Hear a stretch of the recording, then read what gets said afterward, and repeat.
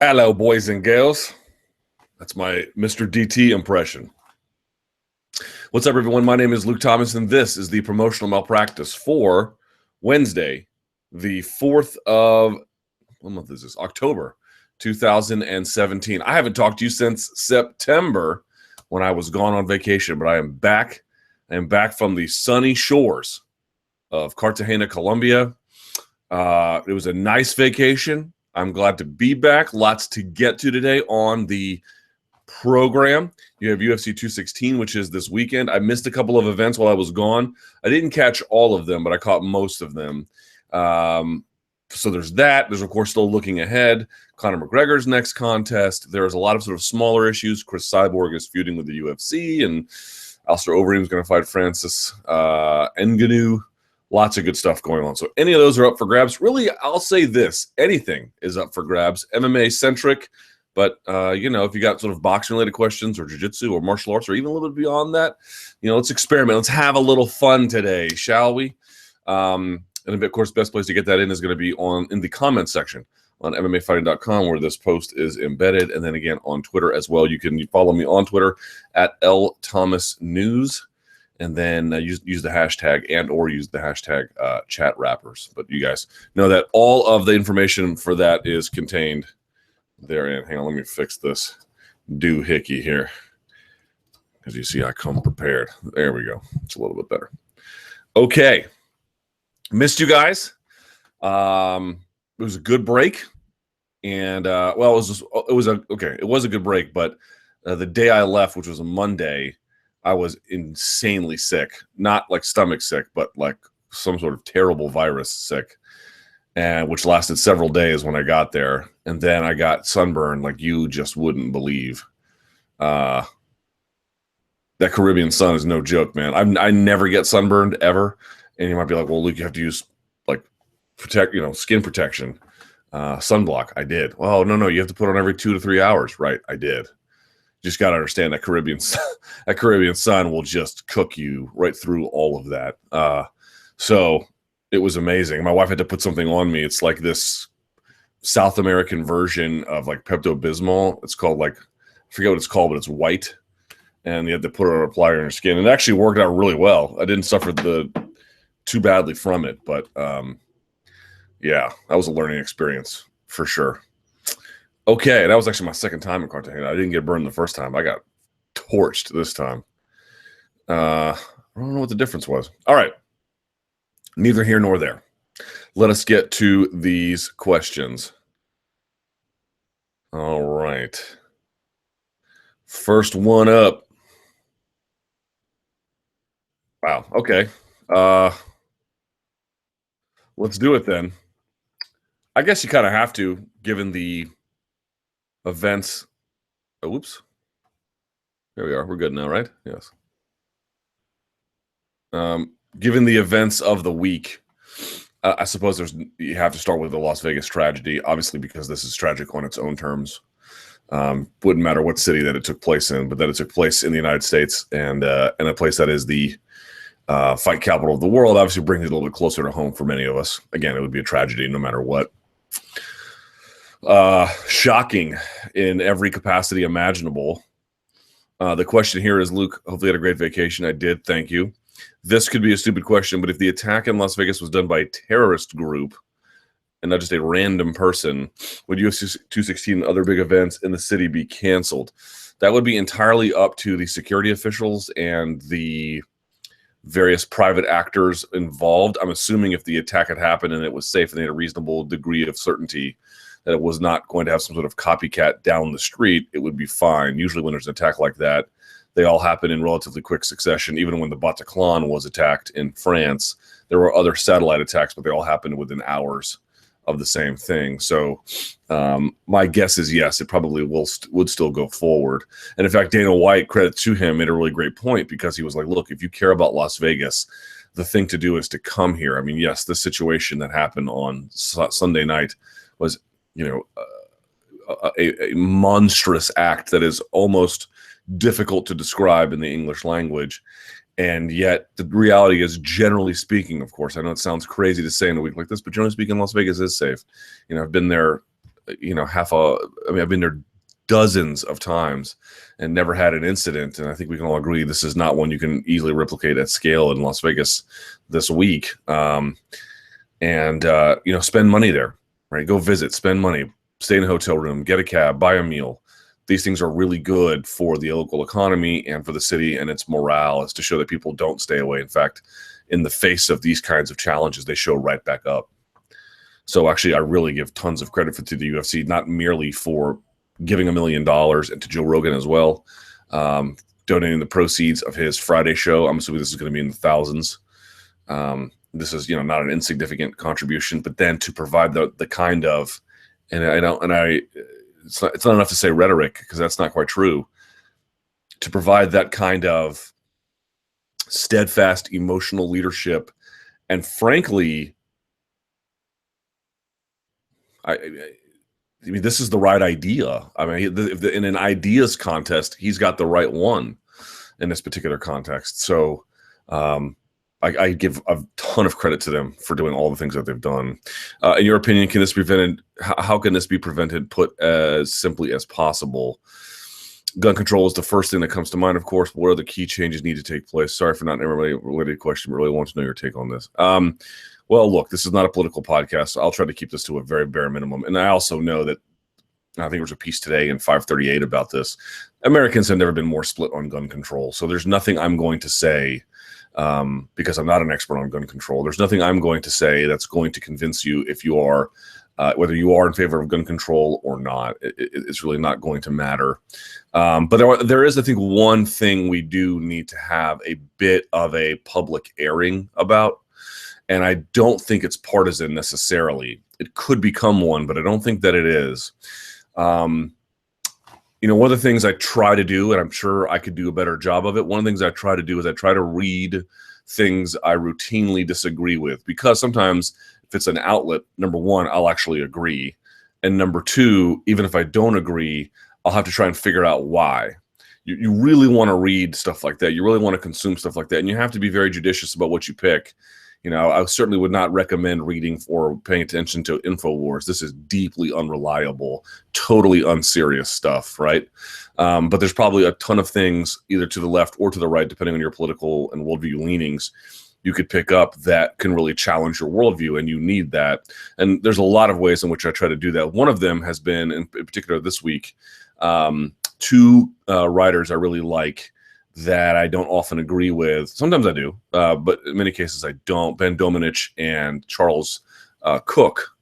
And Domenech in particular writes, and is the founder, I believe, of The Federalist. And like me, once William and Mary. But The Federalist I don't typically agree with, but I really like reading it because it has a very clear rebellious streak, and not trolling, but a very clear rebellious streak. Like, they're really unafraid of trying to articulate worldviews that could be perceived as hot takes, but I don't think they are. And again, this is not a function of me disagreeing or agreeing.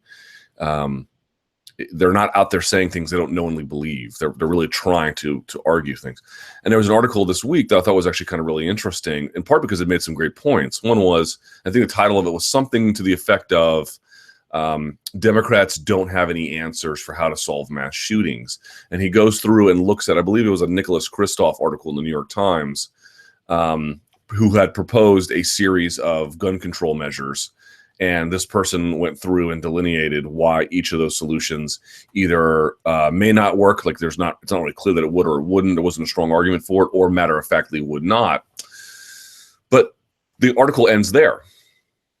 It just sort of say, here's why Nicholas Kristof or these people who are generally sympathetic to these are wrong. And part of it is that these individual measures, the author argued, would not work. And then generally the other one was sort of a misapplication of it, right? Because mass shootings are terribly unlike most gun crime in the United States. 2/3 of gun crimes, about 33,000, are suicides. That's how I lost my mother, right? Not really to suicide, but via gun. So I am a victim in that sense of a gun crime. So it's something that obviously touches a little bit more close to home, but 2/3 of them are suicide. It's not clear that some measures you would take to say, solve for mass shootings would have any real impact on that, which is the bulk of crime or, gun violence anyway. In other cases, it predominantly affects males, white males, or no, I think black males too, but predominantly males between like 15 and 35, something like that. How do you reconcile that where mass shootings are, from a demographic standpoint, it's split mostly evenly between men and women in terms of victims? Point being is, they're just gun crime is terribly different, and gun violence is terribly different. Even if all these proposals were implemented, it's not clear they would have anything to do with mass shootings. Okay. So there's actually some really decent points that are made in the article, but ultimately, just to wind up here and move on to MMA, the article is Democrats don't have any answers. Let's assume that's true, just for the sake of argument. Let's assume that's true. If that is in fact true, and I'm willing to believe that it is, if that is in fact true, what is the GOP or the proposal from the right to tackle these issues, right? Because what it seems to me is that it is very easy to say that the current, or relatively easy anyway, to say that the current efforts at tackling gun crime in the country are either inadequate or perhaps illegal if they go against the reading of the Second Amendment. But it's not like tax reform where the left has ideas and the right has ideas. And so they're both trying to solve some, various problems with a different set of policy ideas. Here's my point. This is why I think I can ultimately feel like this is not really all that partisan. I'm not willing to say that the current answers for solving this problem will in fact work, but I'm also not willing to say that 59 people, as is currently counted, and 500 more maimed, injured, and deeply, badly affected. Not to say all the other family members who have been, affected by this. There was a mother of four, single mother of four, who was killed. I mean, so the ramifications of this are extraordinary. I'm not willing to say at this stage that the answer is we just have to live with it. And if you're saying, well, the Democrats don't have answers, okay, fine, maybe they don't. You need to say what your position is quite clearly, that as a matter of preserving these norms and laws, I am okay as a person with this kind of savagery intermittently happening. Right? Don't say things like, don't use these euphemisms, these obfuscations, like, well, the Democrats don't have answers. Okay, so what is yours? Right? Because if your answer is gun control doesn't work, maybe you're right, maybe you're not. What does? Because to me, the notion of simply accepting this as a condition of existence is totally untenable. And empowering, which is currently not something they're allowed to do by law, empowering various arms of the government, including the National Institutes of Health, and allowing to research gun crime and allowing them to research ways to solve this problem is actually the way to go here. Because if we don't have the answers, I believe that the question should be, let's see if we can figure out what they are. All right. And with that, we move on.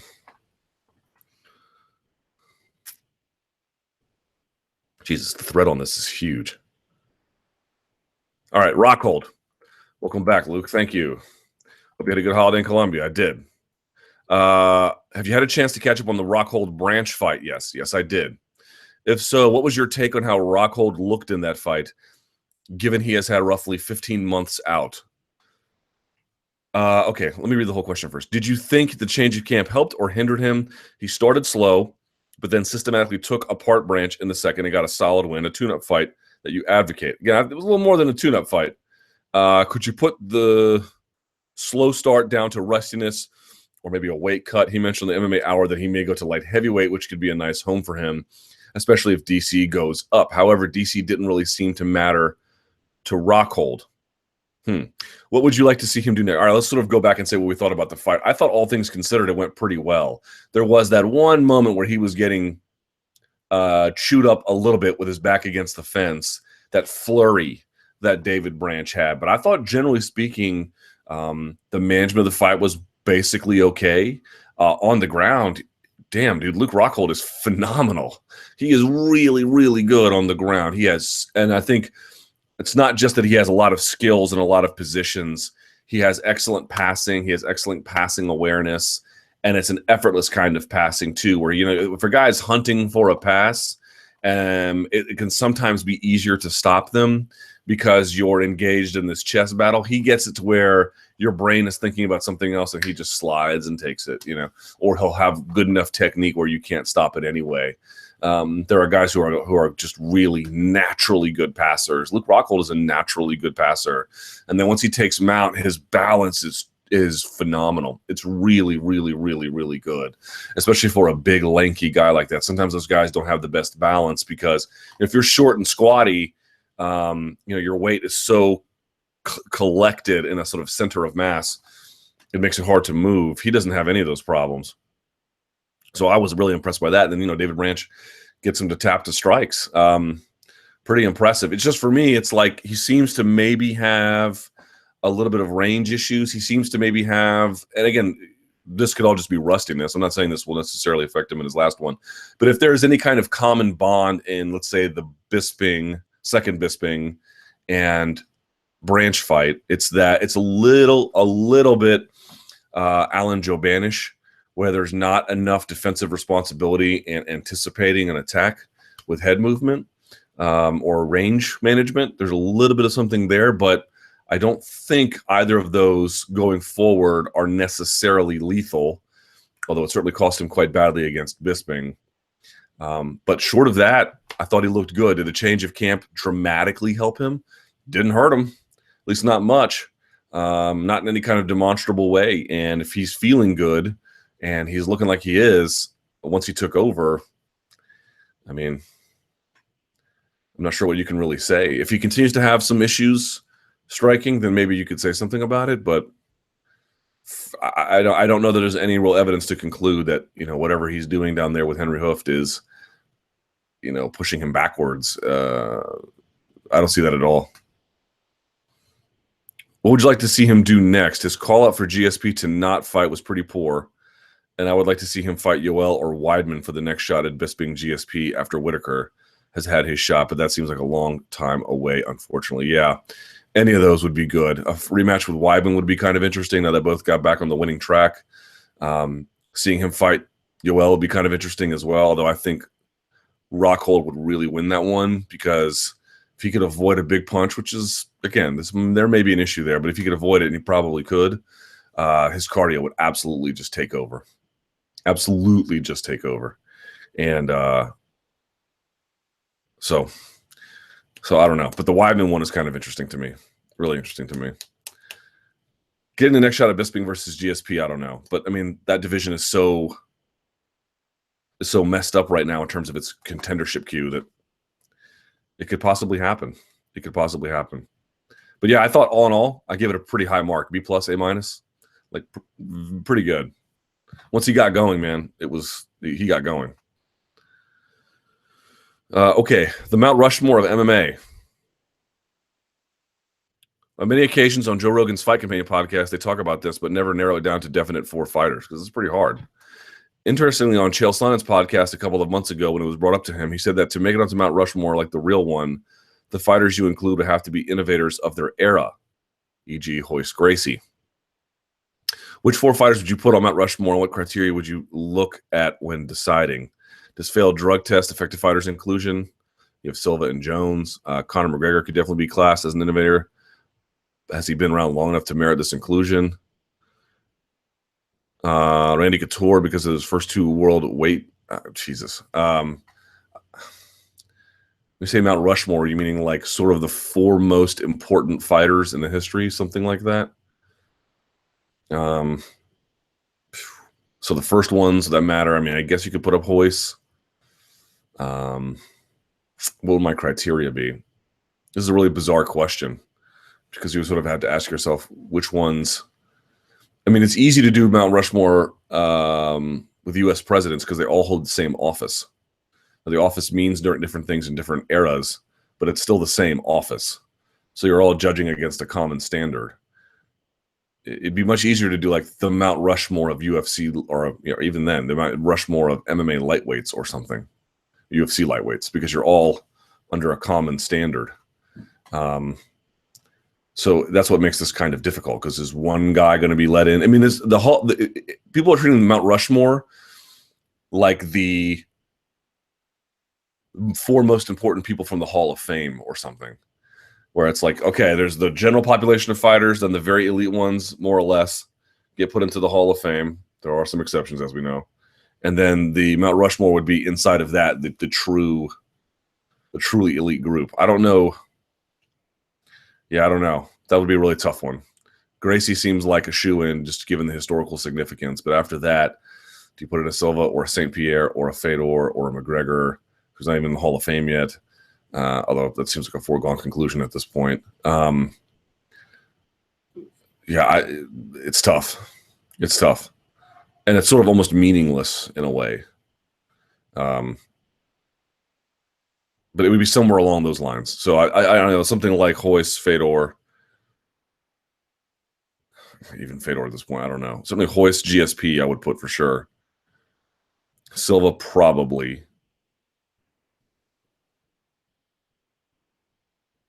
Beyond that, I'm not sure. I'm really not sure. These are terrible answers. I apologize. Someone says CM Punk, Bob Sapp, Aki Bono, and Hongman Choi. Yes, sir. Another person says Hoist Gracie, Randy Couture, BJ Penn, Anderson Silva. Interesting choice. Someone says Forrest Griffin is the Abe Lincoln of MMA. Not really. Northcutt, CM Punk, Tank Abbott, Edmund Tarverdian. And then someone says, if you consider most important, wouldn't you have to include Ronda? Maybe. Sure, maybe. The way she flamed out, though, it's so weird. But yeah, maybe, given the pioneering effects. Someone says, didn't Hoist fail a drug test too? I believe he did, yes. So there's that too.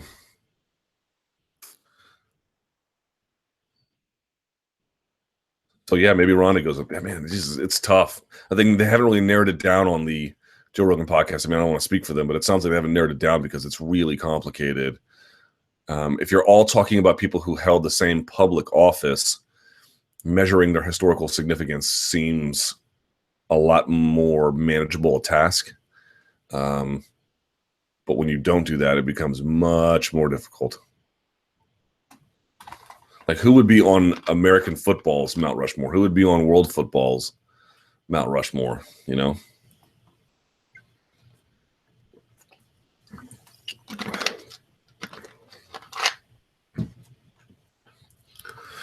Okay. In my perfect world, who does Conor McGregor fight next? So this was a big debate that happened while I was gone. I was paying attention to it.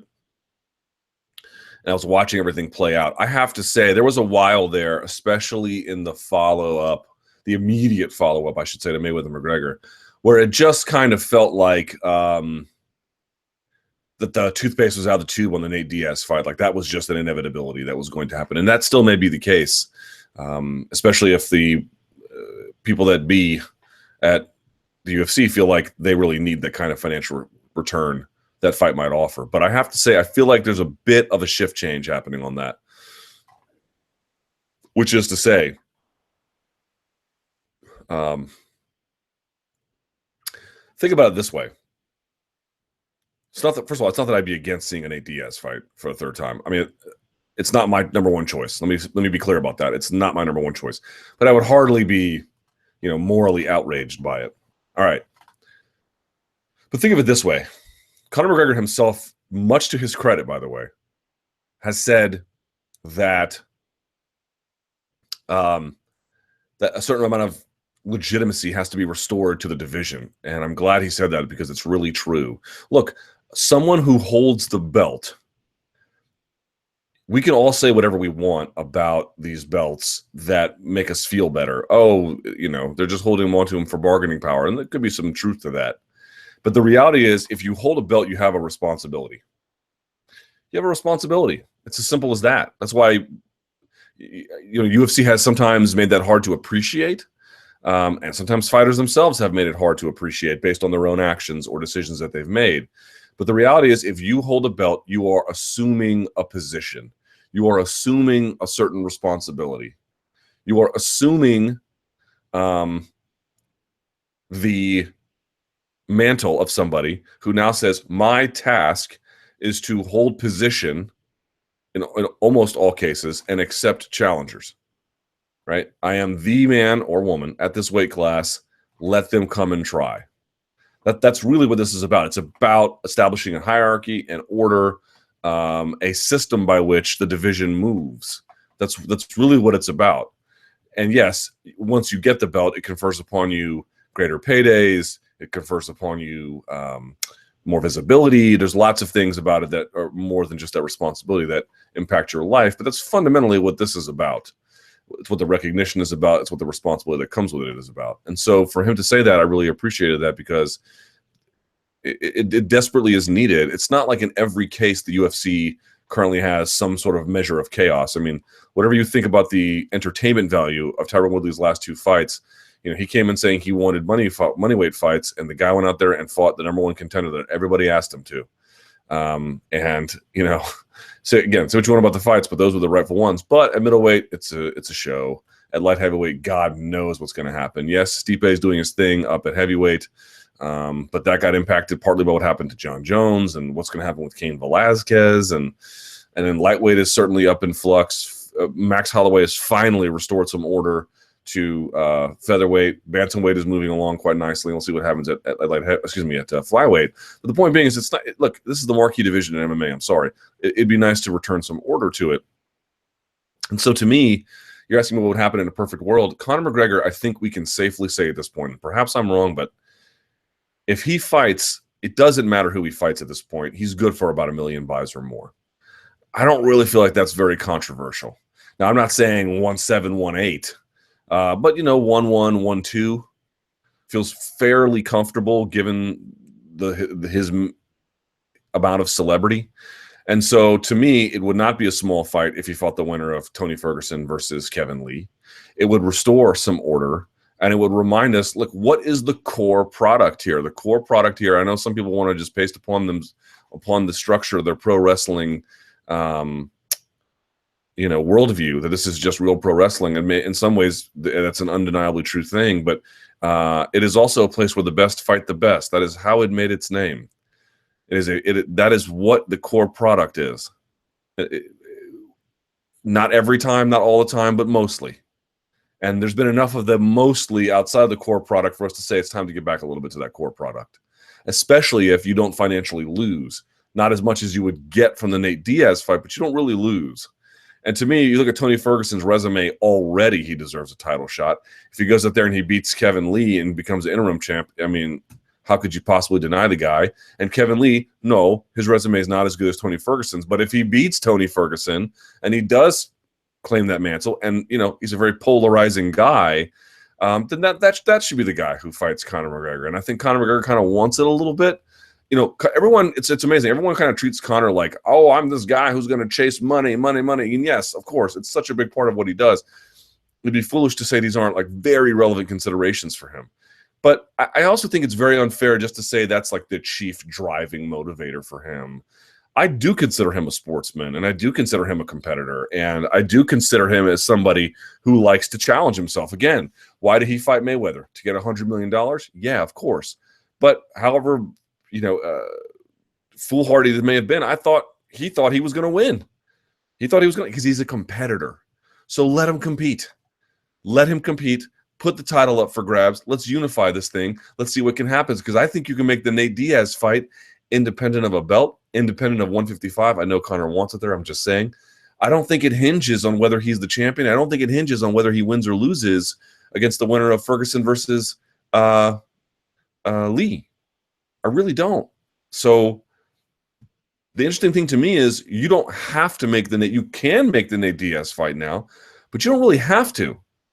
You can do the other fights, make a ton of cash, and I kind of feel like the Nate Diaz fight is the reserve fight. Plus, if you're the UFC, now look, and again, if they made the Nate Diaz fight, okay, they make it. But if you're the UFC, you're probably saying to yourself, or even if you're Conor, look, let's say that the UFC has like $40 million to give for a fight, which seems already at the high end. But let's just say it's 40, yeah?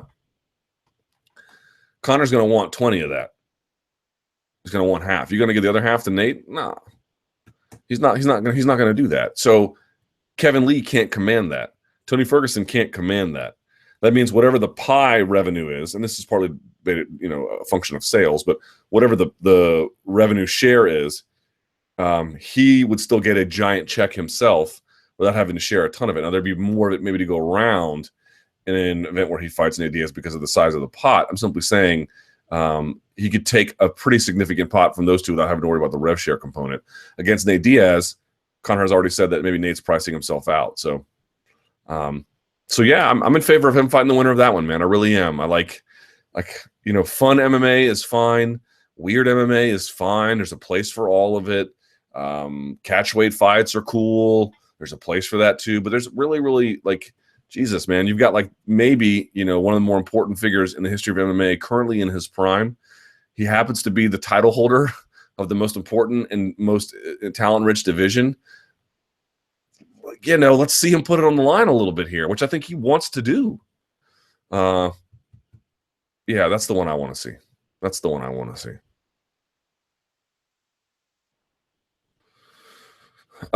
Some questions about Tony.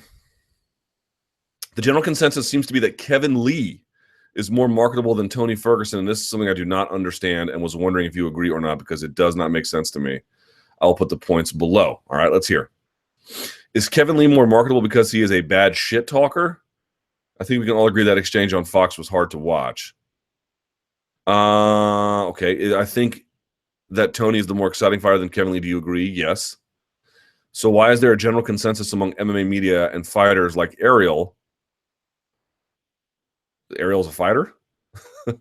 That Lee is more marketable than Ferguson. What are your general thoughts on this matter, and do you think the UFC want Lee to win versus, as Ariel suggested? P.S. Who you got this week on the main event? I'm going to lean Ferguson, but I think it's a very close competitive contest, to be quite honest.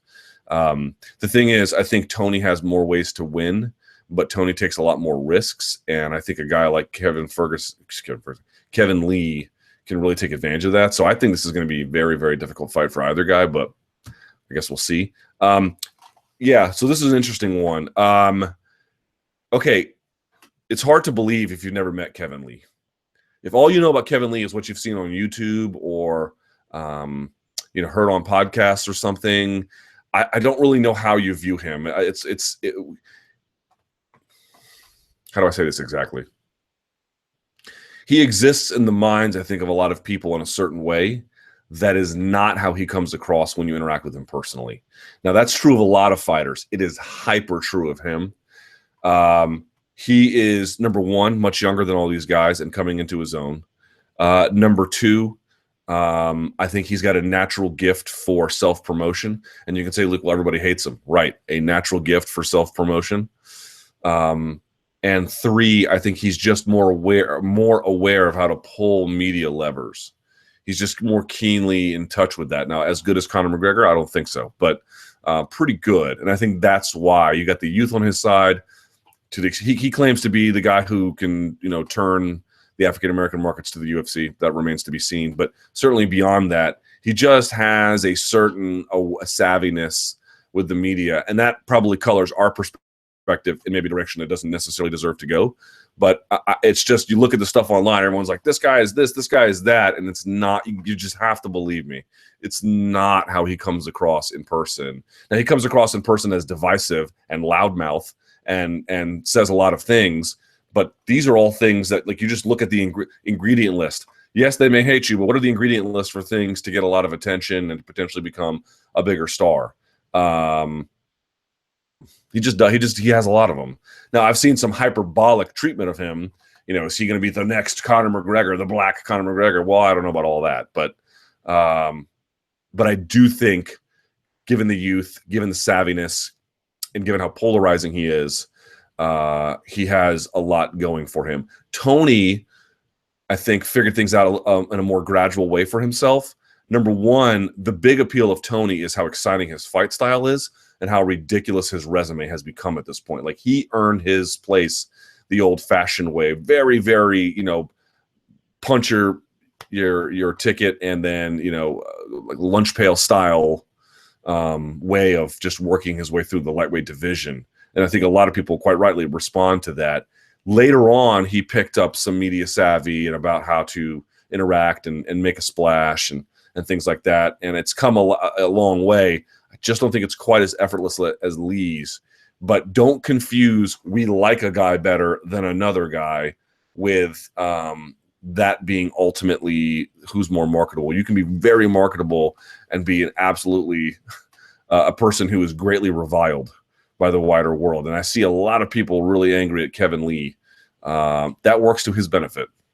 Very, very much. Strong reactions, whether they're good or they're bad, work to his benefit. And he says crazy things, and people go crazy over it. So you're asking me who I think is going to win? Probably Tony. You're asking me who I think, has the more exciting fight style? Definitely Tony. Although, Kevin Lee's a very exciting fighter. You're asking me who I think has the greater marketing potential. I do think there is something to be said for that for Kevin Lee. Lack of stars, but abundance of excellent fighters. Great topic. Great topic. Luke, right now the UFC appears to have a hell of a lot of excellent athletes, fighters, compared to years gone by, showing how the sport has progressed by building promising athletes and turning them into excellent technicians. But where are the stars? Unfortunately, everyone is going to be compared to McGregor when in reality no one will get near him. Correct. Kevin Lee is one who is on the cusp of being a star, possibly. Cody Garbrandt too, possibly. But they still need to work on their charisma and ability to stand out from the crowd. Agreed. But what do the excellent fighters with athletic gifts and appeal like Lee, Garbrandt, Woodley, Rockhold, Miocic, Holloway, etc. have to do outside of winning fights in order to change them at the box office? This year has shown that the UFC is missing stars, and some of these fighters need to start promoting themselves and building an attraction from fans if UFC is to survive with no McGregor, John Jones, or Rousey. Boy, what a great question. Okay, just one second here.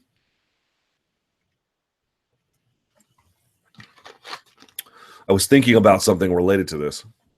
The UFC, well, I think, I hope when someone's going to ask about this later, I would imagine that we get to it. But as you guys well know, UFC has ended their exclusive negotiating period with Fox Sports. They can go and talk to anybody now. That doesn't mean that they won't sign with Fox Sports either in totality or partially. It just means that they can talk to anyone who they want, just not exclusively Fox Sports. But the reason why that's important is because the next deal will tell us a lot about what kind of revenue streams the UFC is going to rely on, something more consistent like television, something a little bit more volatile like pay-per-view, some kind of other arrangement that I have not considered, something. But the key insight from what the current, okay, so what did I miss? I missed UFC Japan. I mean, seriously, except for maybe a couple of the fights at the top, what is the difference between that and a Bellator card or even an old school World Series of Fighting card? And the answer is just production value. There really is no significant difference at all from a quality standpoint. It is merely what is on the cage and what the promotion is capable of doing. It is utterly without distinction beyond that. And so what that says is you have bloated the roster to the point where you have now entered into that territory. You are now putting on that level of the game, right? There's just, the premium, I've talked about this before, the premium side of the product is so minimal that I don't think you could only put that on, but you have to be very careful about how far you go out, because once you get to a certain level, if one or two things goes wrong, you end up into World Series of Fighting territory, and that's where they found themselves with that card. So I think it's going to really impact the number of shows they do, because they are in a contract where they just contractually owe a certain amount of shows. They just owe. And as a consequence, they have to put on shows that they perhaps in a different time wouldn't want to. The interesting thing about this oversaturation debate is that I firmly believe that there is a point of shows where you just can't go beyond. But in reality, it's a pretty high number. Probably around 40 or so you shouldn't go beyond no matter what. But the real underlying truth is that the number of shows you should do should be tied to, at the present moment, the number of marketable stars or attractions you're reasonably able to offer. That's sort of the real reality of oversaturation, is that if you've got a lot of stars, you probably could put on maybe more than 40 shows a year, certainly more than 30. If you're really struggling, you do need to dial it back to make sure that the core product hasn't lost its identity. Because that UFC Japan show was, it was barely recognizable as a UFC product, barely. Again, some strong performers on there, Juicia Formiga and stuff like that. But if you guys watch some of these lower shows, you see some pretty legitimate talent there as well. This is just not much of a distinction. So you're asking a different question slightly. I kind of want to start here from this place, but I think partly what's going to happen is the UFC is just going to have to recognize they're in, and it's going to be boom and bust. The fight sports are just naturally prone to this. We are in a bust period. It's just the reality. I think they're going to need to find some kind of deal where they can tailor around that. They're already working on ways to keep funneling in new talent. Ultimate Fighter, just signing top prospects when they can, free agent acquisitions when they're available, the Contender Series. So they're trying to constantly hustle in new people. They created another women's division. So that much is, they can only reasonably pull in who's there with as many of those tools as they have. I think the other part is going to be cutting down the product, not only to preserve what it's supposed to look like, but also to make sure that the ones who stand out, your Garbrandts, Woodleys, Rockholds, Miocic, I don't think is necessarily – I think Miocic can be marketed as really what he is, which is a Cleveland guy. And if he can get some big fights, maybe he can be more than that. But I think there's probably a little bit more of a ceiling on him. Holloway, I think the sky's the limit for him. And certainly for Lee and especially for Garbrandt as well. Those guys appear to have a pretty bright future if things go right. But my point being is – they need to be more visible with the product, a little bit more consistently competing and a little bit more prominently featured in the calendar. Like in the total space of UFC cards, there should be fewer of them, and the ones who are there should be more regularly featured. That's partly contingent upon injury and willingness to compete, but I think that's a key component. Now, beyond that, what can they do individually? Again, Miocic, Stipe Miocic explicitly told me he doesn't care about celebrity. Explicitly said, I was like, okay, yes, everyone wants to make some good money because it can set you up for your life, and you have a family and you have kids. What's wrong with wanting that? And I was like, I'm assuming you want that, but the celebrity you don't care at all about. He told me matter of factly, I do not care about celebrity. So this is my point. I think they should put either the majority or all of his fights, especially if he's champion, in Cleveland or the Cleveland area, the Ohio area, because I think there he can be everything he needs to be. But beyond that, if he's telling you he doesn't care about celebrity, you should believe him. You're just not going to get that from him. He doesn't want that for himself. So, okay. But for the other ones, there's actually some big news coming out about Rockhold in 2018 that's unrelated to his fight career, like really big news that I can't quite share yet, but be on the lookout for that. So that leaves Holloway, Woodley, Garbrandt, and Lee. I think Woodley is a master self-promoter. The one problem is he's 35, but he has pushed himself to the front of the sport. Given the amount of time he has left, it's probably not the person we're most concerned about. I think the Lees and the Garbrandts and the Holloways, let's sort of focus on them. What can they reasonably do? In part to keep winning, in part to keep winning impressively. That really has a big effect.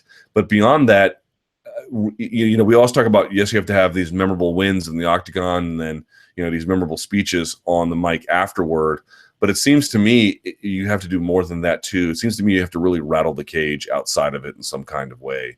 And I don't know what that is. Is that political activism? Maybe that's divisive to a point where it works against you. Is it some other kind of, I don't know, a way to be identified with a larger group, a larger cause, a good cause that everyone can rally behind? Maybe it's that. Maybe it's finding a way to be interesting in a way that makes the media care about you. But Rousey had the benefit of being this sort of like gender pioneer, which made the media, and again, she had this incredible style of winning. You can see what I mean. It was this, why should the media pay attention to you?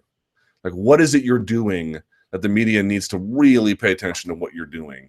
And what Conor was doing was so brash and so crazy and so unheard of.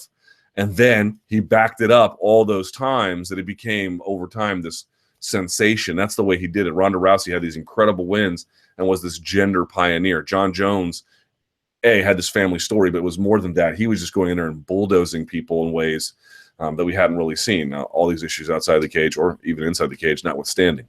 right? So there was a reason why you made the media pay attention to you. The Holloways, the Garbrandts, and the Lees, they have time on their side.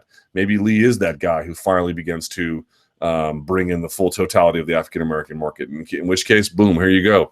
There is your next star, you know.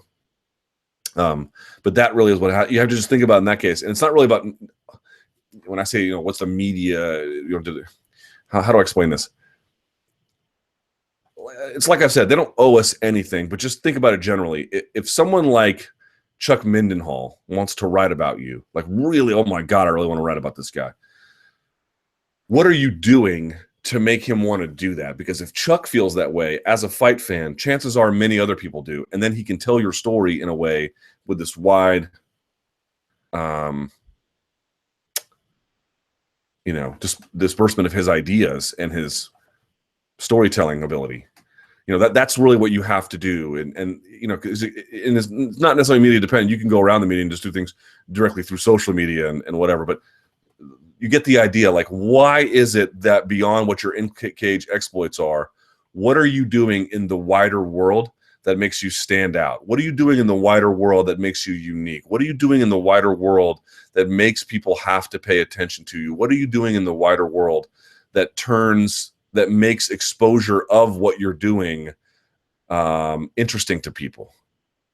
And so if you're just winning and then talking shit on the microphone afterwards, I'm not saying that's not nothing. It is. It's a lot. It's a big, key, really important ingredient. But that's not superstardom. That's not that next level that everyone's talking about. That's the gap. And you got to figure that out. And everyone's going to have their own way of getting there. Conor did it. Ronda did it for a time. To an extent, Jones did it for a time. Lesnar did it, although he already had a sort of a thing going on before that. But you get the idea. The return of Carlos Condit, one of the most violent fighters in the UFC, announced his return recently, and it looks like he'll be fighting at UFC 219. So, questions. Who's he fighting at 219? I may have missed that. I saw that he wanted to come back. I saw the tweets while I was gone. Oh, no one yet, I guess. So far, they've got what? Dominic Cruz, Jimmy Rivera, Calvillo. By the way, I was right about that pronunciation. Carla Esparza, Luis Smoka, and then Mateus Nicolau. Did y'all see the J Balvin, Beyonce, Willie William remix of Mi Gente? Did you see how Beyonce pronounced it? The two L's together as a Y, as a J. Thank you. Okay. Let's see. Well, I mean, it would depend entirely on who he fought. Look, man, who doesn't want to see Carlos Condit? Everybody wants to see Carlos Condit. Like that, I'm all with all of you. But that, you know, look, Robbie Lawler looked bad against Tyron Woodley, but then looked pretty good against Donald Cerrone. So maybe while Carlos Condit looked bad against Demian Maia, with additional time off, maybe he's back to where he needs to be. If that's the case, you know, let's go. Let's go, player. But I would really want him against somebody, not nameless, but you know, not top 5. I just no, like top 15, top 10, top, 6 to 10, somewhere in that range. Who would that be? Let's see. As it currently stands. Again, these rankings are, you know, a little bit off, but you got Robbie, Wonderboy, Maia, Masvidal, Dos Anjos. Okay. Then Cerrone, Condit, Covington, Santiago. Does Ponzinibbio have a fight coming up or not? Magny would be a good one too. So somewhere else, somewhere in there. And they got Kamaru Usman at 11. That's going to change. Kamaru Usman, man.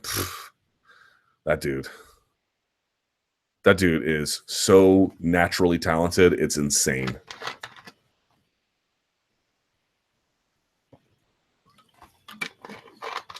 All right. Bloated UFC rosters. All right. Look, with the success of the Contender Series, coupled with the Ultimate Fighter and then the introduction of women's flyweight, is the UFC roster getting a bit too large? Oh, y'all, it's been too large for a long time. It's not getting a bit too large. It is too large and has been. There are more, I've said this before, there are more UFC fighters than players in the NBA. You know, I mean, what are we doing? They currently have around 560 fighters under contract, which is 100. Oh, here we go. Which is 100 more than the NBA has on the roster. Thank you. As a hardcore MMA fan who watches almost every event and ingests weekly MMA media content, scrolling through the names, I find myself having never heard of at least a third of the fighters in each division. Frankly, only was aware of 1/3 via name only or through having seen one or two of their fights. Is there any benefit for the UFC to keep such a large roster, or does it dilute the product, especially if the UFC can't tell most of these fighters' stories? Could the UFC also experiment with lessening the amount of shows or shortening cards to combat the complaints of weak cards? Remember something about the current state of things. They are stuck. They are stuck. They have committed to a certain amount of shows, a certain amount of product that they've given to their television partners, and certainly on pay-per-view as well, although that's a little bit more adjustable. But they're essentially, they have a certain amount of commitments, 35 shows, I think, bare minimum. Plus you have to keep these 35, 36, 37, somewhere around there. Plus you have to keep these divisions moving. So as it currently stands, there's nothing they can do about it. This is what I mentioned before. This is why the next TV deal is so interesting, not merely because what it portends for the UFC's exposure, what kind of money they're going to get, what kind of money they can pay out, to what extent their future is or is not in pay-per-view, all kinds of stuff. On top of that, it will also tell us about how many shows they want to give out and guarantee each year. And that, in turn, will determine how big the rosters are. Now, I don't expect a dramatic decline, but I know that not everyone in the UFC is happy that they have a women's 125 division. I can tell you that matter of factly. It's not a unanimous belief inside the organization that's a great idea. It's just not. But I think they're trying to find ways to maximize the roster that they have. And I think many believe that's a great way to go. But yeah, like, are there way too many? I mean, way too many. When they wanted to, do you guys remember how many years ago it was at this point? Maybe 2014, 2015, when they put up that picture of the world shaped like an octagon, and it was like the caption was like "World effing domination." I was saying to myself, I was like, this is just not possible without becoming something other than what you are. Right? Because if what you are is the premium side of the product, you can't actually do shows everywhere. It doesn't actually work. You just become something completely different. Now, maybe you can make a revenue model that would change to accompany that, but fundamentally, you would just cease to become what you are. You would become a part with a premium product, but, you know, a farm league, an international recruiter of, you would be supplanting the regional scene in some ways. You'd be a regional promoter and a international promoter. You'd be all those things. You wouldn't just be what you used to be. And how reasonable a task is that to pull off? As you can see, it's insanely difficult. Yeah, they're going to go to mainland China or whatever, but I think their success is often overstated. Interesting, but overstated. And the UFC's ability even to break into Europe. I mean, have they had, yes, they've had shows in Germany, but have they really had like a triumphant show in Germany, like a show in Berlin or Munich or something where, the celebrities of the intercontinental Europe are all there, and it's like a Klitschko fight, something like that. And you can say, well, no, because institutional powers have kept them out. Yes, I understand that. But that's my point. Like, that's Europe's largest economy, and they've barely made a dent in there. They keep going back to the places where it's a little bit more hand in glove, right? So Holland, obviously UK, Ireland, all, and Holland, obviously they speak Dutch, but it's what 98% of the Dutch speak English or something. So it's also English speaking as well. They've had some success in other places, and you see Bellator trying to get into places like Italy and stuff, but super slow going, man. It's just, at some point there is a natural limitation to what your product is, even if it's international. And yes, the UFC is international in many ways that other places are not. Obviously, it has a big presence in Brazil and a slow going in Mexico and other parts of Spanish-speaking Latin America. But you get the idea. It's just not possible to be all those things and be either A, what you are, or even be successful at it. And so I really feel like the next stage of UFC, they really tried to say, how big can we be, right? From 2011 to this TV deal, what was this whole push about? Think about where the UFC was in 2011 and where they wanted to go. So much of that was, let's put our foot on the gas pedal and just see what this can become. And it did reach incredible, amazing heights, and in many ways heights I never thought it would reach, to be quite honest with you. You don't want to limit yourself too much. And of course, UFC is going to Poland here pretty soon, and we'll see what they can do with that. Poland obviously has been a big, a native MMA supporter, obviously with KSW, but there just are some limits to it, man. There just are some limits to it. Limits about what kinds of costs you want to pay to get to where you want to go. Even if you pay those costs, what is reasonably possible and what time horizons. It's just hard. It's just hard. And so I think the next TV deal, which really will define the product in very profound ways, I think that needs to be where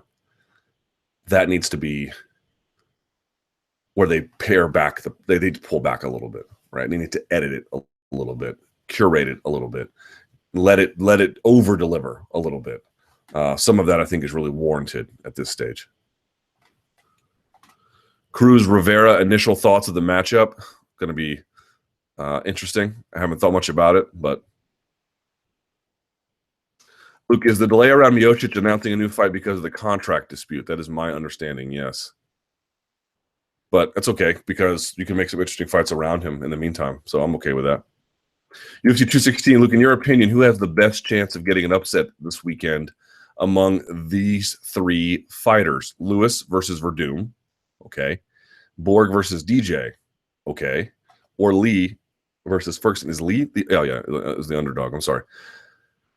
Who has the best chance of getting an upset? I would put it as Lee Ferguson 1. If we're talking about chances of upset, I would say Lewis Verdum 2, and then Borg DJ last. So the reasons why is because, one, I think Lee is just a very, very talented guy, and has all the tools to beat Ferguson, especially if Ferguson takes a lot of risks. So I expect Tony to win, but Lee is very, very talented. I would pick Lewis versus Verdum second for that reason that I sort of alluded to with Ferguson. Verdum, it's not that Verdum didn't take a bunch of risks early in his career, because it's not true that he actually did. Or it's not true that he actually didn't. He really did, in many ways, fight chin up, charging forward.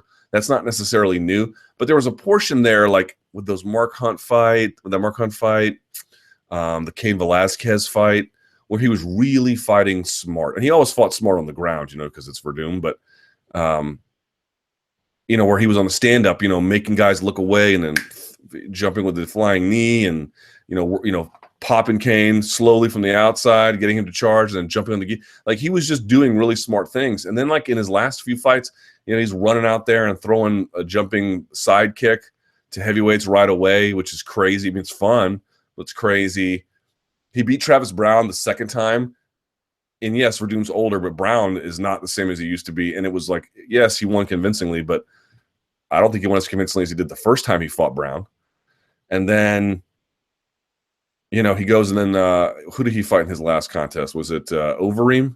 And that was boring as hell, or weird as hell too. Like, it just seems to me like, I don't know, he's kind of regressed a little bit more recently, back to a place where he's not making excellent decisions like he was in that interesting stretch there. He's also 40 years old. So here's my point.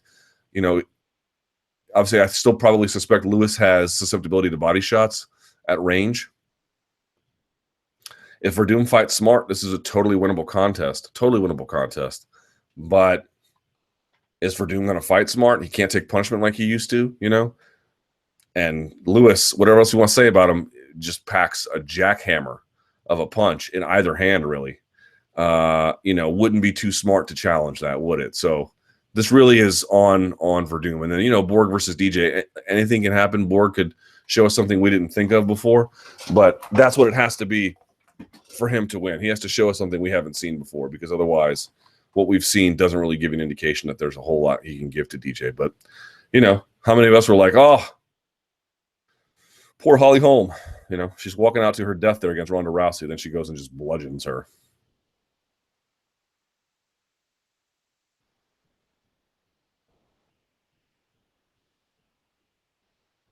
Forthcoming fight of the year.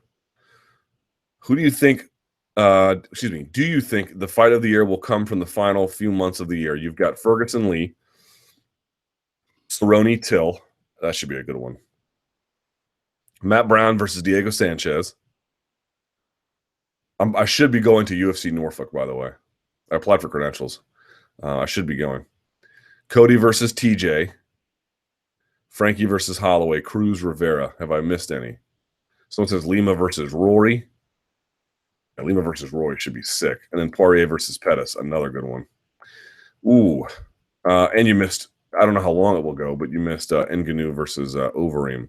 So of the ones you mentioned, Ferguson Lee, Lima Rory, Cerrone Till, Brown Sanchez, Cody TJ, Frankie Holloway, Cruz Rivera. I'm going to pick Cody TJ and Frankie Holloway as my two favorites. That doesn't mean in the end they will ultimately be all that good, but my sense is they will. And I just feel like they're really evenly matched, especially Cody versus TJ. But I feel like one of them is going to pull away in that one, and really like they're going to be very even early, and one's going to pull away late. And I feel like Frankie versus Holloway is going to be the same way. And I just have to be honest. I really love Max Holloway's game. I mean, I'm kind of in the tank for the guy, so maybe that blinds me to maybe some of his weaknesses or something. But I really like his game a lot, and I have such admiration for what he has become as a technician. That anytime he's on the calendar, especially if he's defending that title or whatever, I still think, man, everyone talks about, well, the Nate Diaz fight, maybe that's next for Conor, maybe it's Ferguson Lee, or, something like maybe he fights Paulie Malignaggi for, please, God, no. But to me, if you're asking me, man, what is the most interesting fight you could make with Conor McGregor? Maybe not right now, but I would really like to see him fight Max Holloway one more time, because I don't think Max was anywhere close to who he is now. And to Conor McGregor's credit, who won that first contest, he was injured too, so with a bad injury and fought through it. The second one of those, I feel like, would be awesome to see. Really awesome to see. That's kind of what I mean, that's just sort of, not what you asked, but here I am. Overeem versus Ngannou. I think everyone is excited for this fight purely because we get to see Francis Ngannou again. However, would you agree that this is stylistically the toughest matchup for Francis? The new Overeem takes zero risk, so it's going to be extremely difficult to counter him. Really, a fighter that is comfortable creating their own offense and instigating exchanges, like Miocic, is more suited to beating Overeem. Ngannou has only been training MMA for 4 to 5 years, so how could he have the technical ability to be able to land one of those bombs on Overeem? So I actually would say it's the opposite. It's the toughest stylistic matchup for Overeem in a way. Which is, by that I mean, it's to your point, yes, it's true. Ngannou does not have the technical maturity that Overeem does, not by a long shot. And he may never get it, given how late he started training and how long Overeem has been doing this. And Overeem can fight at range. But in any kind of fight, it is especially in MMA, it is basically impossible to avoid damage, right? Some damage, and in some cases, some considerable damage is an inevitable consequence, especially at heavyweight between two strikers. I mean, between two strikers like this. So my point is, Overeem has the ability to fight on the outside and really work and maybe chip away at Ngannou. And there's a lot about Ngannou we don't know because he doesn't ever go very long for the most part. At least not more recently, he hasn't.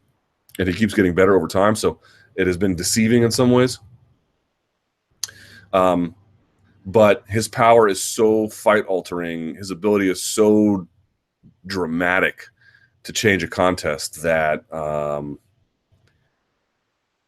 that I actually don't think it's going to take much for him to potentially hurt Overeem in a really fight-altering way. Like, could be one body shot, could be one kind of just even glancing shot, and that could open up the door. I actually feel like if Overeem wins, he'll win by the skin of his teeth. Or he'll win, just picking apart Ngannou at range, but there'll be some testy moments there.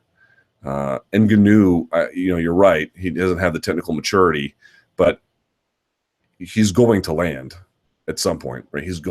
That's the way it works. He's going to land.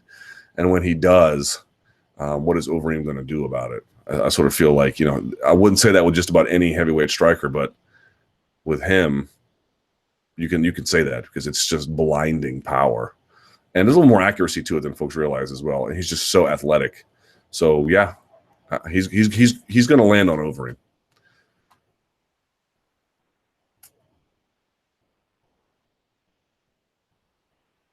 Hey, Luke, if WME wanted to break ties with USADA, what do you believe would be the best strategy to avoid suffering a total PR disaster, or do you believe that's impossible? I don't think it's impossible, but it would require some participation on the part of the fighters, namely that if they got rid of USADA or the contract ended and they just didn't renew their services or something like that, and the fighters said, we have a fighters union ready to go, or there already was a fighters union ready to go, and that after USADA, after the contract expired, the fighters worked out a anti-doping plan that their union agreed on, I really don't think that would be much of an issue.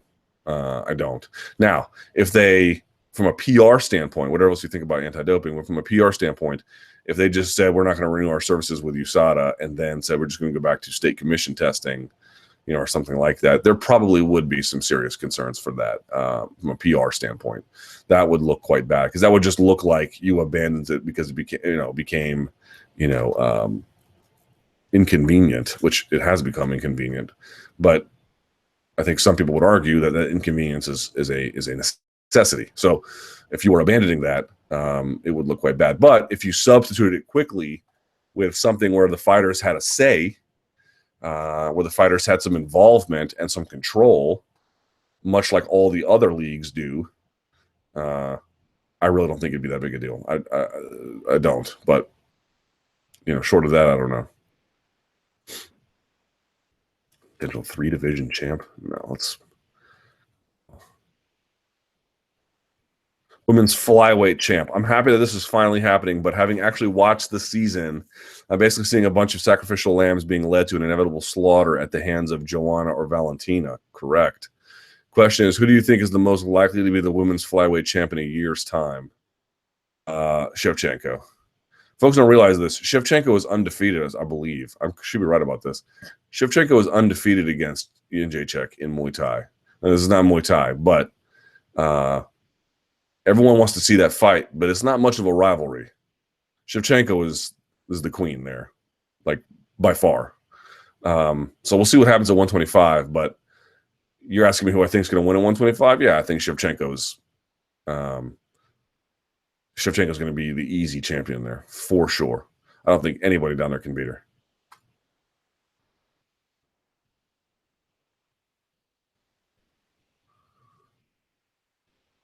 Anthony Johnson's manager has said Rumble could come back as a heavyweight. Do you think the UFC would be smart to convince him to make that return at light heavyweight, given the lack of depth in that division? And can you imagine a few heavyweights you think he could beat and the ones you wouldn't give him a good chance? Please give your thoughts on this possibility in general.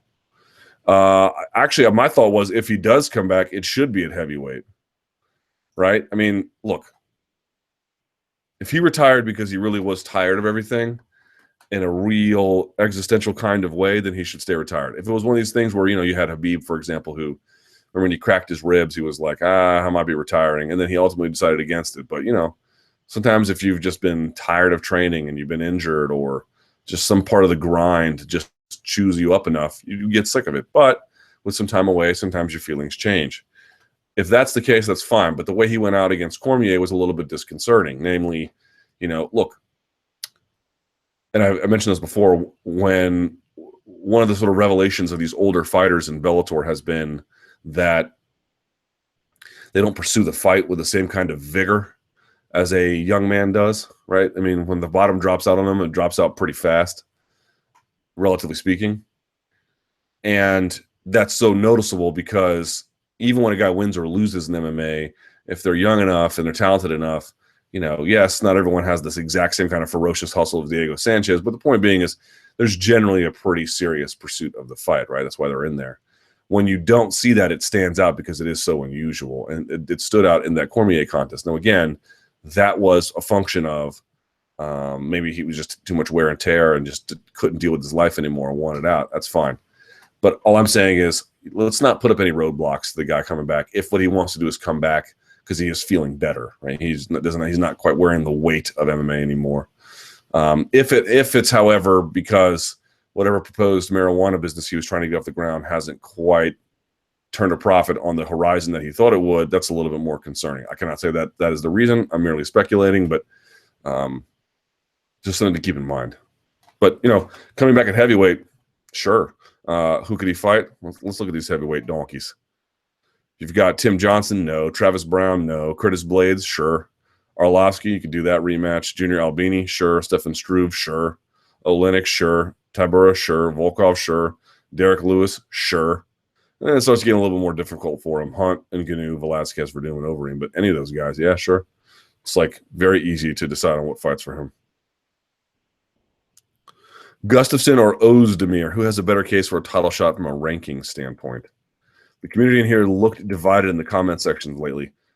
I would say Gustafsson, but it's debatable, sure. Which one do you think is the better matchup for DC, given we don't know the damage that the last Jones fight did to him as far as performance goes? Gustafsson. I think very high. I mean, I've consistently been wrong about Ozdemir. I don't know if he can beat Jimmy Mano. I think he goes and just smokes him. So maybe he's the guy. But I just from an intrigue standpoint, I would rather see the Gustafsson fight, right? All right, it's about 2:15-ish. Because we have to go to the Twitter machine. So you can get at me on Twitter at LThomasNews. You can use the hashtag #ChatRappers, which is a stupid hashtag, but it's the one I'm stuck with. Okay, so let's do it now. Have you heard if Cyborg's contract that expires this fall has a championship clause? I have not heard that, but I've been away. I could probably check up on it. Should the UFC go to Russia in the World Cup year, and why was Cyborg offered less money to fight? I don't know if Cyborg was offered less money to fight relative to you got a payout on a card where John Jones fought. You're naturally going to get a lot more because there's a lot more buys. We're not going to pay you as much in terms of the overall product or the overall, sum, but our rate is going to not change. I don't know what the scenario is here, because if they're offered the same rate, but you're going to get less because you're not going to fight on a big card, there's not much of a gripe, but you get the idea. Who do you favor in Max versus Frankie? Max. Maybe a preview show when it's closer. Fascinating matchup to me. Maybe. I think Max Holloway is going to be very hard to beat. Who do you think Platinum Perry ends up fighting next? I have been away from the Platinum Perry sweepstakes, so I don't know. Has he been rumored to be attached to certain names? I saw him and Tyron Woodley have like a bit of a burgeoning friendship, which was kind of interesting. But I did not see his. I think he fought while I was away. I missed that one.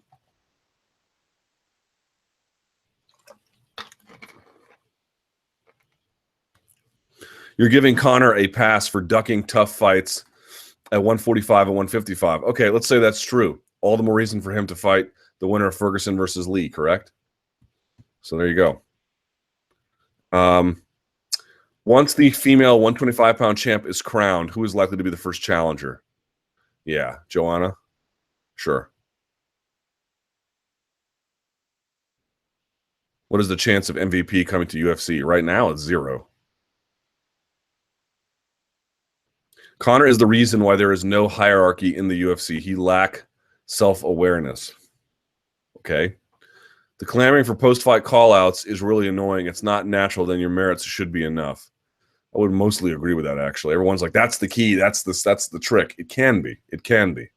Certainly the big Nate Diaz post-Michael Johnson win is a big example of that. But how many innumerable call-outs have there been that just kind of fell flat? It really just all depends. Do you find it suspicious that Jones passed 2 tests in the middle of camp?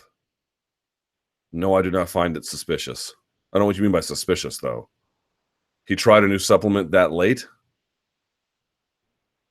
Oh, I see what you mean. I'm going to wait for more information on this whole Jones thing.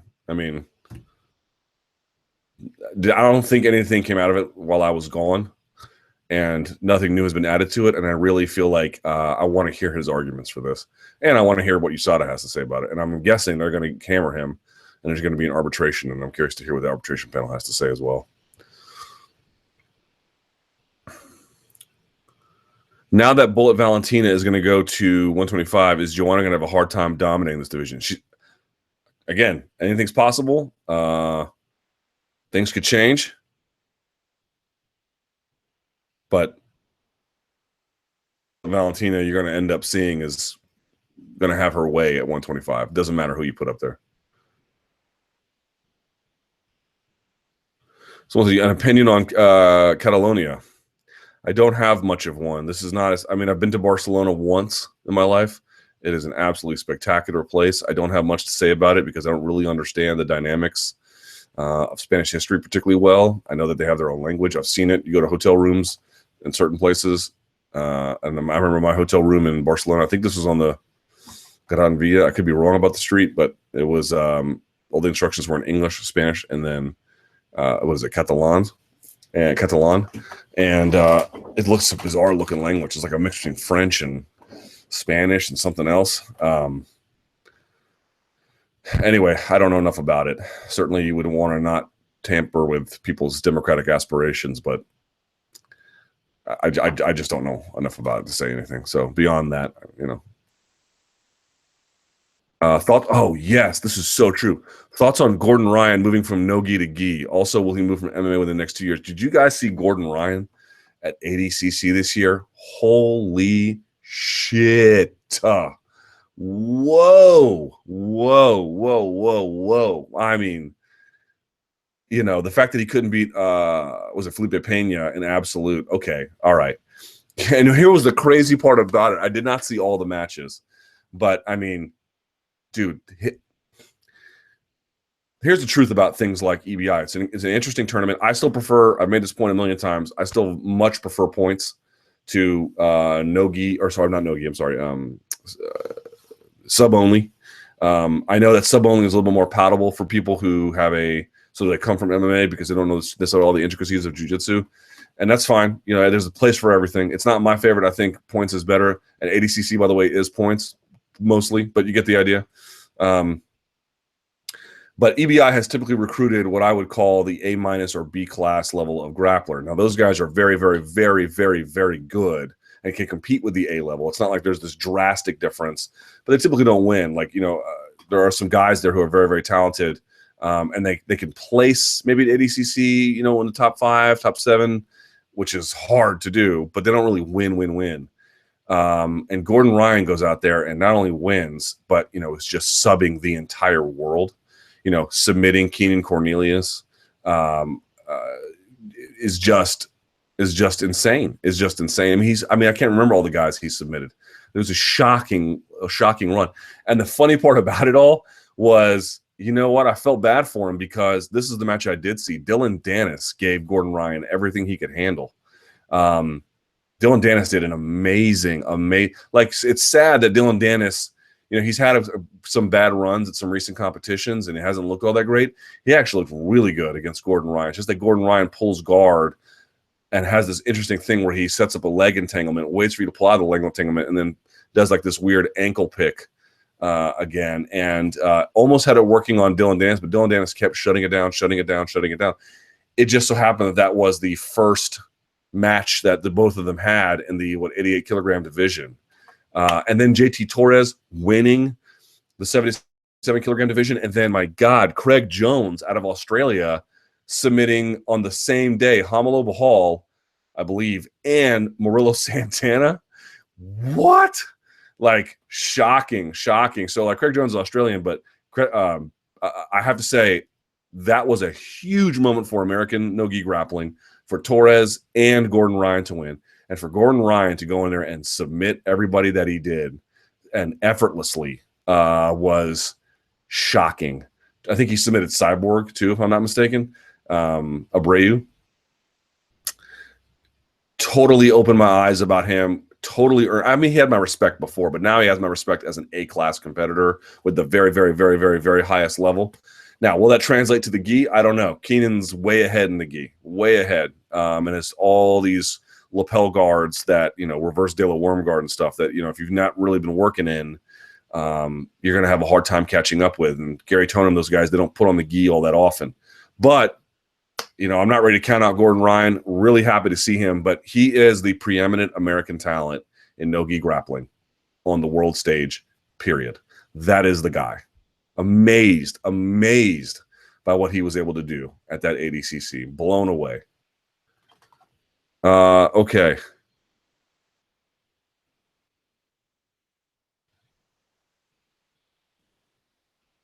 Glad you had a nice vacation. Please comment on those 3 guys, including the Colombian Twista. who freestyled for you. That is, these guys came up to me on the street in Spanish and freestyle rapped about like what I was wearing and what I looked like and where I was from. And there's a video of it on my Facebook page. It's pretty awesome.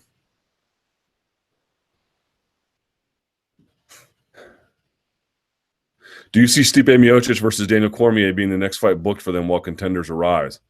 I certainly hope so.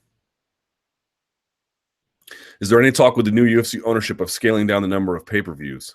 There is some, I think Front Row Brian talked about this first about a year or two ago.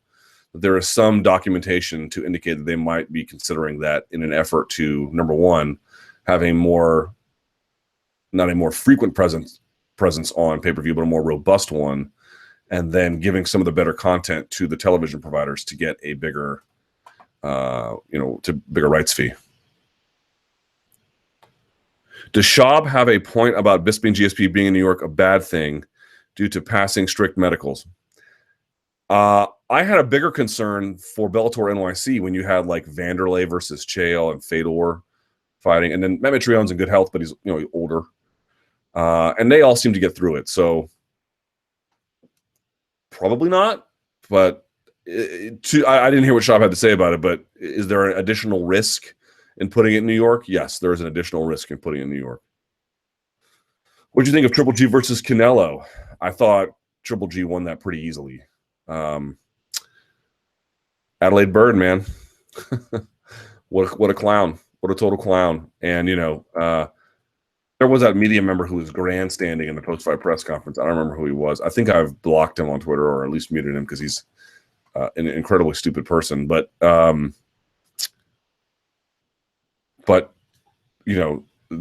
us please, can we please stop talking about the Nevada Commission and like their willingness to own up to mistakes or, publicly discuss them to the media, because Bob Bennett goes out there and obfuscates for a few minutes and then does nothing really of substantive change. We just need to end this fantasy that this is a real thing that's happening. Oh, the Nevada Commission, they're taking it seriously. I mean, please stop. They're not. It's just kabuki theater. They don't care. But in terms of what I thought it was, you could say 8 rounds to 4 for Triple G, 7 rounds to 5. I could also live with as well. 6-6. I have a little bit of a harder time with. Let's say 7-5 just to be fair to Canelo. I think the thing that stood out to me was that Canelo landed clean on Triple G and didn't budge him at all. And I think he was expecting that to change. The nature of Triple G moving forward the way he did, and then Canelo counterpunching, that all went basically according to expectation. I think what really opened my eyes was that he couldn't really do much to physically deter Triple G. And that was shocking because Canelo was a hell of a puncher. I hope they do the rematch, and I hope they don't do it inside Nevada, which I know that they're talking about not doing.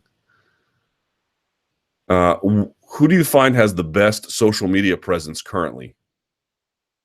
What would you say are the different styles fighters use on social media, and which strategies are the most effective? I don't follow many fighters on social media, and I don't mean this to be disparaging, but many of them, not the fighters themselves, but their social media feeds are kind of boring because it's like, hey, off to do laundry, to the gym, check out this, blah, blah, blah, blah, blah. I'll say that Instagram, I find it a lot better than Twitter to follow fighters. I follow more of them there. Jessica Penny has a hilarious dog that she calls Ludo.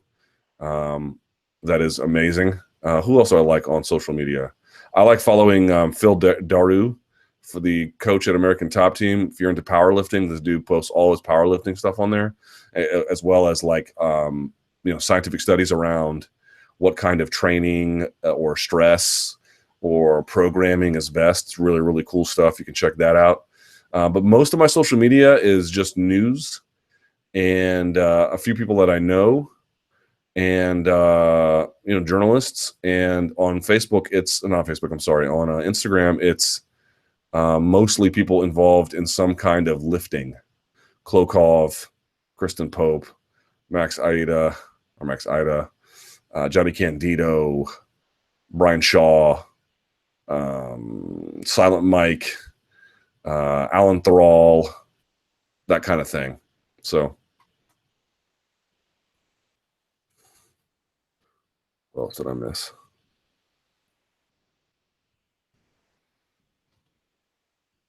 Did you see Gokhan Saki's fight?